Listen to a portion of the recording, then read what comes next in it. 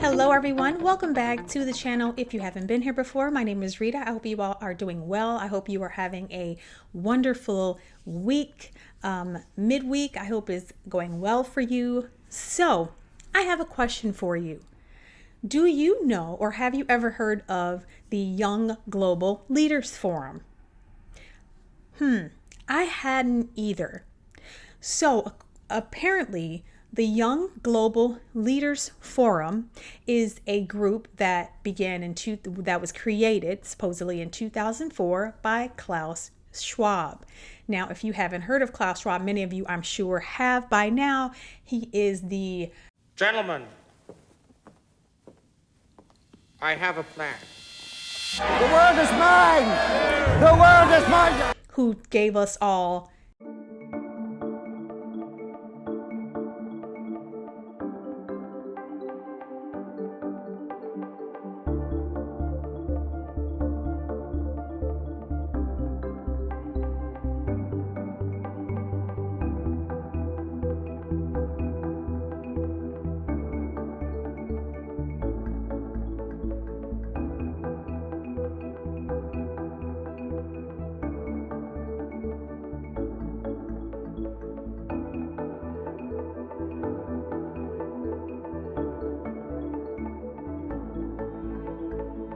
Now, part of this World Economic Forum, just for a little background, part of this World Economic Forum's goals is to create a more climate friendly, more sustainable, more equitable, more diverse and inclusive society.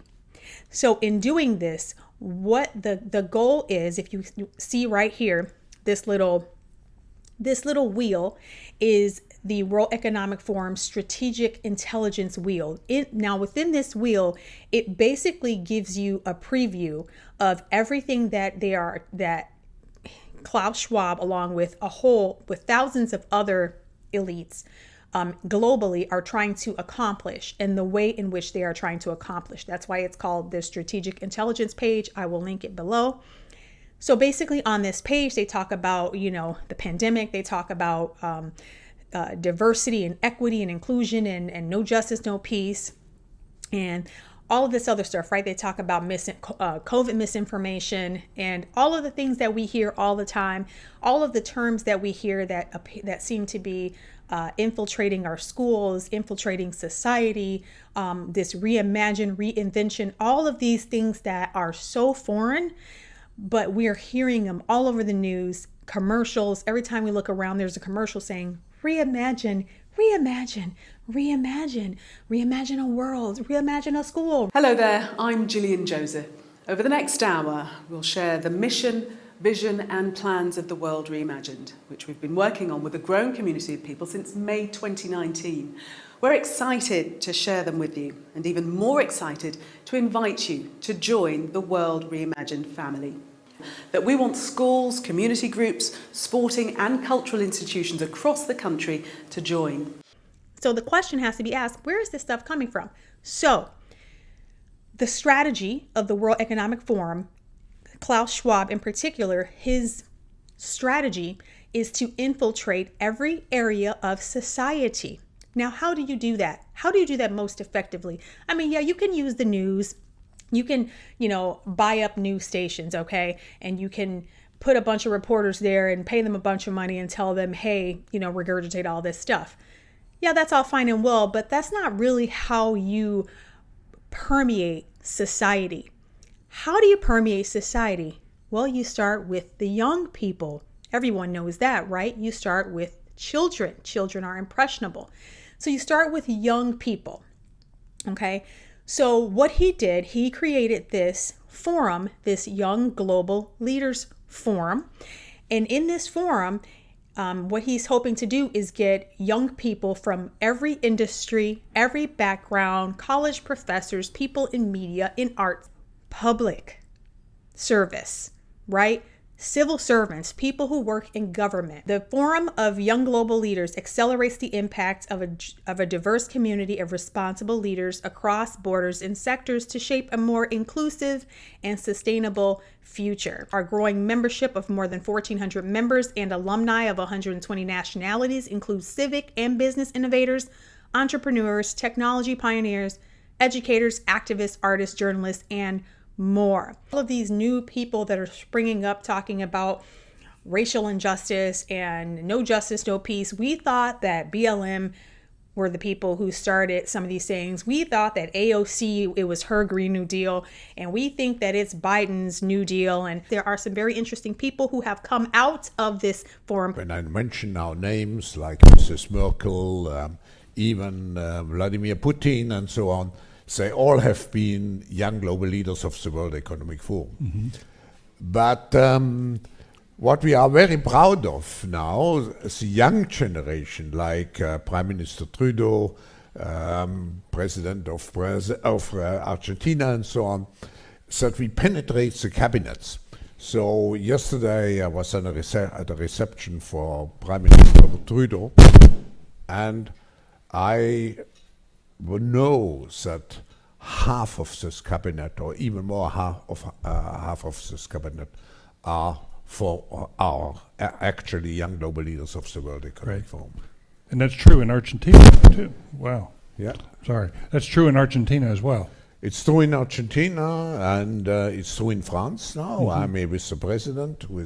There are some people, Justin Trudeau, the president of Canada, the Prime Minister of Belgium, the Prime Minister of Finland, Pete Buttigieg, Tulsi Gabbard, Kate Gallego, that's the current mayor of Phoenix, Garland Gilchrist II, the Lieutenant Governor of Michigan. Honorable mentions, of course, Mark Zuckerberg is someone who came out of this group. He is an alumni of this Young Global Leaders Forum. If you want to see and get an idea of how vast this movement is, how vast this thing is, I would encourage you to take a look at this Young Global Leaders Forum website. And again, I'll put the links below. And just check out who is in here. This thing is huge. It's not just Schwab. It's all the people that he has enlisted to help him with his global mission. And so this is what happens when you have people who don't believe in God, who believe that they are God, that they control other people's destiny. They think that by doing this, they are, first of all, they're playing God, but they think that they're actually going to be able to create a perfect world. That is the goal. That is what they're promising people. That is how they've gathered people into this thing. It's almost like Scientology and other cults. They promise people that they tell people that they're going to be part of something grand, right? This is how you enlist people to do things that seem, for the most part, something that they think is intrinsically good, that's completely wicked, but something that they think is good. These mad scientists, if you will, or these narcissistic cult leader types, they enlist people. The way in which they get people to join in with them is that they promise them some kind of utopia, some kind of community, some kind of togetherness. We're going to make the world a better place. If you've seen Leah Remini's special on Scientology, that's what they promise. They promise people that they're going to be doing something good for the world, that they're going to be, making the world a better place, and all of these things. So there is no different with this WEF, this movement. By these elites. They actually, I think a lot of people actually believe they're doing something good. They actually believe this. We know that there will be one man at some point, and he will flatter a lot of people. He will get a lot of people to join in with this global agenda. He will get a lot of people. That includes church leaders and many, many, many people who call themselves Christians. So do not be deceived. A good litmus test for if you're going the wrong way, and it's not the end all be all, but a good litmus test is if the entire world is going in one direction and then you see churches going in the same direction, that's a good indication that you should be going in the opposite direction. Because we as Christians, we are not to be led by what the world says is good, by the world's definition of righteousness. Okay, we are led by what God says is righteous and good. When you have founders, or when you have leaders of a country who believe that they are accountable, then that they were accountable to God, then they have a different view of freedom and liberty and what those things mean. They understood it in a biblical way, talking about America specifically. And many other leaders around, in different nations understood that they were not the moral authority. Well, we live in a society where individuals have basically told themselves that they are the moral authority, that they are their own gods. And not only are they their gods, but they're our gods too. And so when you have a society where people in charge believe that they are God, well, then they get to determine what freedom means. That's why the Constitution means nothing to these people. That's why laws mean nothing, because then you get to determine what's good, right, and moral. You get to determine what freedom is, what liberty is, and all these things are. I want you to know what's going on, but I don't want you to be shaken by it all, because it is a lot. But this is what's going on in the world. Yes, we have people like Dr. Evil who are trying to play God, who think they are God. We have a bunch of them, part of this WEF and this young global leaders thing, that they are just pumping out, mentoring young people to come into the public square. And people like I said, Mark Zuckerberg. We also have Ibrahim X. Kendi, who is part of this group. So they're in the schools, they're everywhere. It's going to happen. What we need to do is, as Christians, is stand strong on the word of God. We cannot be shaken by what the government is saying. We need to ask God for the strength to prepare our hearts and minds right now for whatever we might have to fight against or endure during this time. So I will be praying for you all during, these coming months, these coming years. I will be praying that you can just stay strong, that you would grow closer to God, that your walk would become strengthened. And I hope that you will not be anxious about anything, okay? But that you will just seek God in prayer, ask him for his peace, ask him for his joy, even in these times that are rough.